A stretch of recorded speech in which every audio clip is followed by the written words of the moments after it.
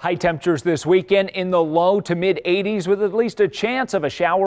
Each late spring and early summer of the year, Kansans look apprehensively toward the sky. Meteorologist Brittany Foster, she's going to have another look at those storm chances. That is coming up.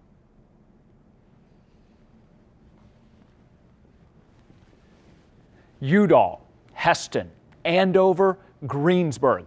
Kansas has an unfortunate history when it comes to devastating and deadly tornadoes. But it also has an untold history when it comes to the origin of a life-saving tornado technology, a tool that got its start right here in the heartland. Just a year after the end of World War II, the U.S. Weather Bureau wanted to try out a new wartime technology, radar. Airborne radars intended for hunting U-boats and navigating warplanes were headed to the Great Plains and beyond. What the military knew as the APS-2 was modified for ground use, renamed Weather Surveillance Radar 1. And number 1 was installed in Wichita in 1947, making Wichita the first weather bureau to have its own weather radar. The early days of weather radar were primitive, black and white, and messy. It wasn't until the early 1950s that meteorologists saw their first hook echo and made the connection between it and a confirmed tornado. Some radars had built-in cameras to capture images, while others relied on the steady hand of the operator to trace the cells. Just as they did at Tinker Air Force Base the night of May 25, 1955. As forecasters tracked the storm that would ravage the town of Udall, Kansas, and kill nearly 90. Families were separated, friends lost. There was no source for human facts, no way to know where people were or how they had fared, only a tormenting void for the survivors.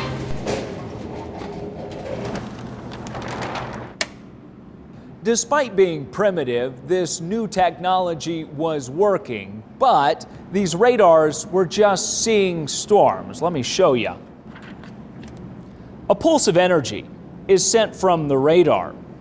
When it hits a thunderstorm, part of that energy is reflected back to the radar, hence the term echo. It's then plotted like you see here. But meteorologists wanted to know more. They wanted to know what was happening inside of the storm. And for that, they needed a different type of radar. They needed Doppler. In the simplest of terms, Doppler radar can detect the wind speed and direction of objects in a storm. They believed if they could detect the wind speeds, they could also detect a tornado. So they acquired more Navy surplus, and an experimental program was formed. They placed the radar on top of a trailer. They parked one of these units in Wichita Falls, Texas, and the other in Wichita, Kansas. For over a year, they scanned the Kansas sky without success.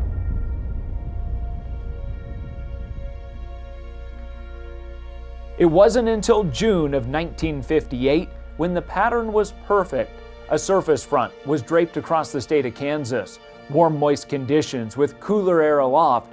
The atmosphere was unstable and primed for severe weather. 3:40 p.m.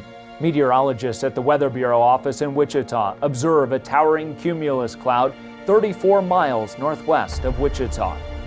4:30. The Weather Bureau issues severe thunderstorm forecast number 127. Isolated hail and high wind gusts for south central Kansas. 4:40.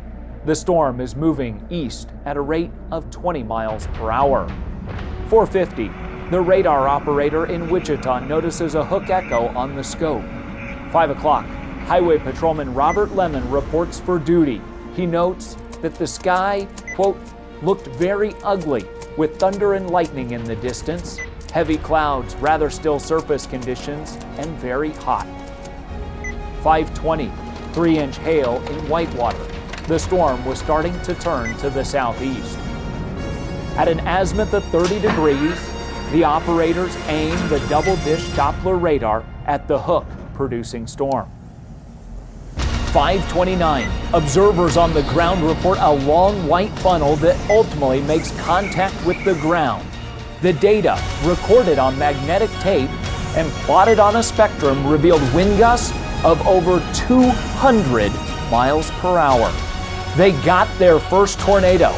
For the first time ever, a tornadic storm was hit with Doppler radar.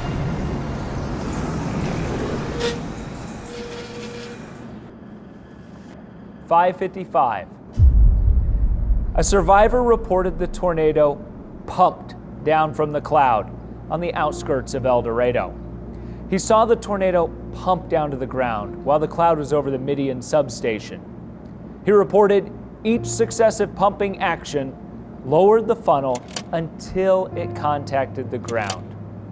When he saw it touch the ground, he and his family went to the basement of their home that was destroyed 2 minutes later."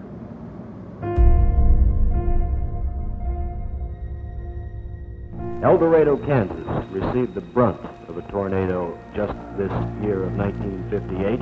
About 14 were killed and some 100 were injured, many of them seriously so. Did you have pretty good forewarning, or did you see it coming, or just what happened? We saw it coming. Any estimate of the time that you might have been off the ground? No, just a minute and it was over, that was all. When did you first hear about the tornado, that it was coming? Well, we were the ones who seen it. You were the first ones to see it? Doctor, how long have you been working here at the hospital this evening? Well, I was here when it broke, about 6 o'clock. But we've sent a number of the fractures to Wichita because, you know, we got no power.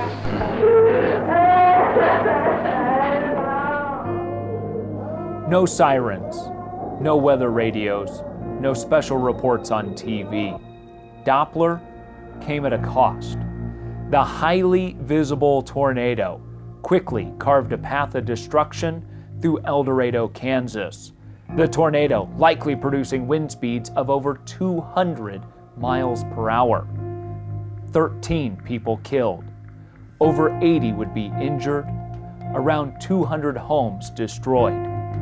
While it occurred before the Fujita scale, by today's standard, it would likely be rated an EF5.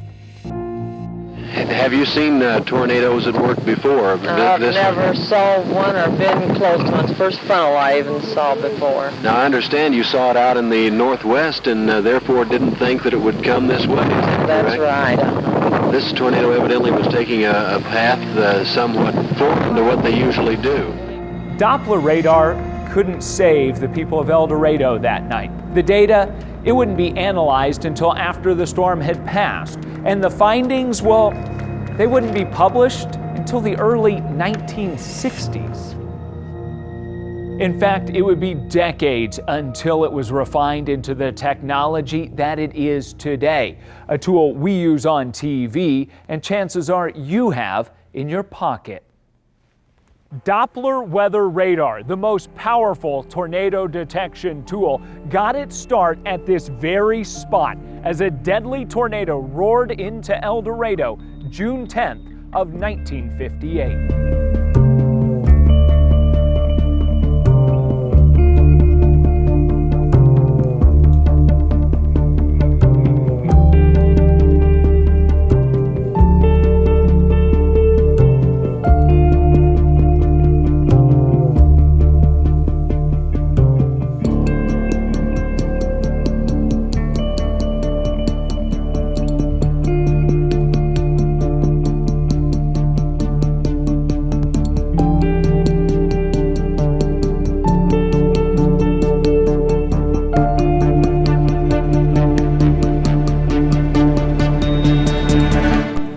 During 1958, the K Television News Department shot over 124,000 feet of film, which included more than 1,100 stories.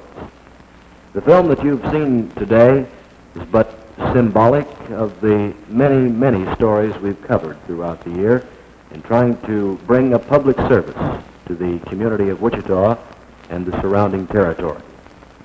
Thank you for your time.